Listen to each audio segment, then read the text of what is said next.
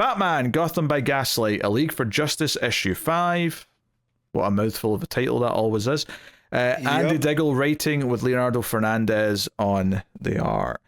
So this takes some big swings, because even though it's the penultimate issue, it does introduce a whole new thing by the end. It teases it halfway through, because there's a whole bit where they're saying, what is, the Phantom Zone, and someone says, was it just some afterlife? And then the character turns around, I think it's Martian Manhunter, says, no, it's the anti-life. And I went, wait a minute, you're not teasing Darkseid, are you? And then at the end, of course, they're straight up saying, no, Darkseid is. He's in there. Like, he's what's in the Phantom Zone. And I'm like, all right, like, I'm not mad at it. I think it's a bit late to be introducing it, but I'm not mad at the concept.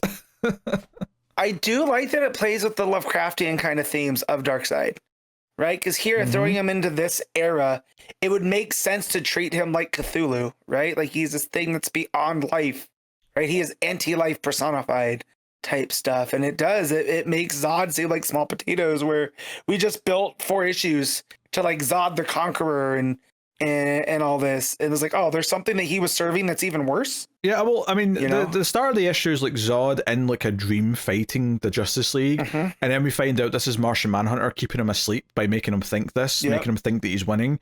And they basically debate, like, what do we do? Do we just kill this asshole? And obviously Superman and Batman are like, no, we're not killing anyone. Let's not be doing that.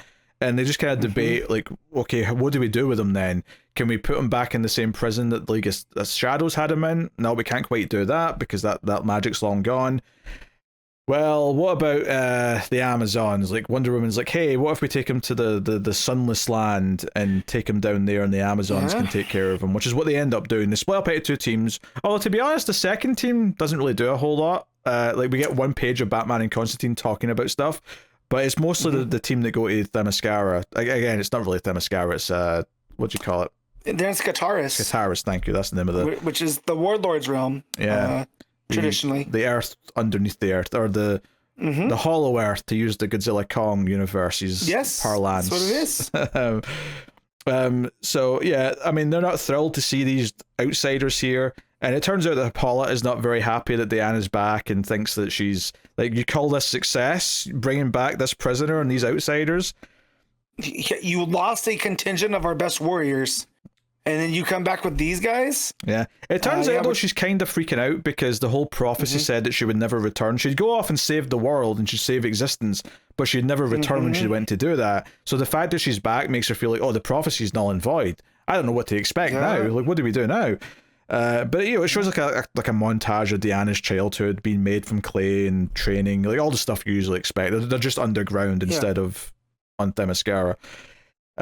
So we do a bunch of that, and we tease, Martian Manhunter teases the anti-life thing when they're talking about the Phantom Zone, and basically this idea that if Zod or if Lex found like the location to a portal to the Phantom Zone when they thought they'd destroyed them all, that's a big deal, because something really bad can come out there. And that links back into the cliffhanger from last issue, which was him and Adam Strange uncovering the fortress thing that came up. Like, there's a portal in there to the Phantom Zone, and that's where they're all going. They're all going to Alaska. The Batman kind of deduces, along with Constantine, that Clark's ship was probably on the way to this fortress, but it crashed in Kansas. It wasn't meant to land there, and this was the trajectory it was heading in. So okay, that's fine. And they see the Superman, like, not the full logo, but the shape of the logo they see. Yeah, the shield. Yeah, the shield. It makes that thing. But I do love, there's a small moment here where Batman is plotting and showing like the trajectory of Superman's ship. And Constantine's like, slap bang in the worthless wilderness that Lex Luthor already brought. Bloody hell, nice one, Bats. And there's just goes to a panel of Bruce in like shadow going, thank you. And don't call me Bats. That gave me a good chuckle, because the whole Batman Constantine, I can't recall them having too many back and forth, even in the main universe, because I haven't read a lot of Constantine. But yeah, I thought that was very on brand. All I could hear was "Thank you, but don't call me Shirley." That's all I could hear when he said it. So yeah, basically when the League go there, they go in, they see this symbol, or at least the shield. They find a very injured Adam Strange yelling and saying that he doesn't want to go back to the Phantom Zone, And when Martian Manhunter says, "What did you witness? Was there something waiting for us in there?" And he just yells, "Darkseid ... is," which I like that it's like, because of the question, he would actually respond just "Darkseid is," but obviously "Darkseid is" as a phrase has become such a thing that it's like, okay, you're playing both sides over there. That's very cute. I love it. Very well, cute. And again, it plays into that Lovecraftian mythos of he's this professor that's brain has been broken by something beyond him that he can't comprehend, and all he can say is Darkseid is. So is Lex in there mingling with Darkseid? Is he going to be bowing down for him? Doesn't seem like Lex, but who knows? No, it seems like Lex is going to try to weaponize Darkseid because that's what he does, right? He makes, So yeah, was not expecting Darkseid. So I read this in the Mr. Terrific back to back. So to get 2 issues that had Darkseid is that I was not expecting, I thought it was pretty fun. Yeah. So here's the question: this is the penultimate issue of the whole thing, right? Do you think this is going to be all wrapped up in one issue, or is this like setting up a potential 3rd series?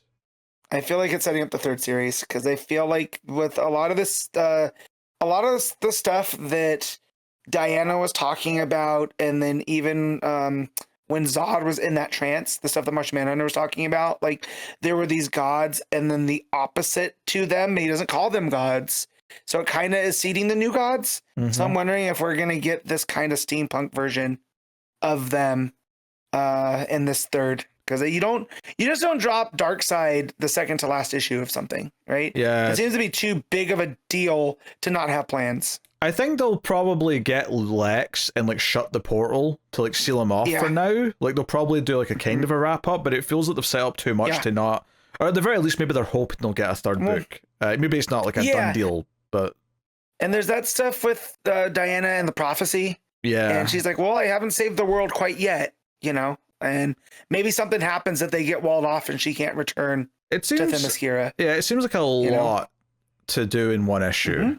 So I'm kind of expecting that they're at least hoping for a 3rd go around. Yeah, through these issues, what is this? We're going to be coming up to 12. We've had 6 and 6. Yeah, between the 2 books, yeah. So through this basic maxi series, I feel like they've laid enough groundwork that if they wanted to do an ongoing, like if enough people are interested, everything's there. Because it seems like the world is fleshed out enough, and we're getting to all of these.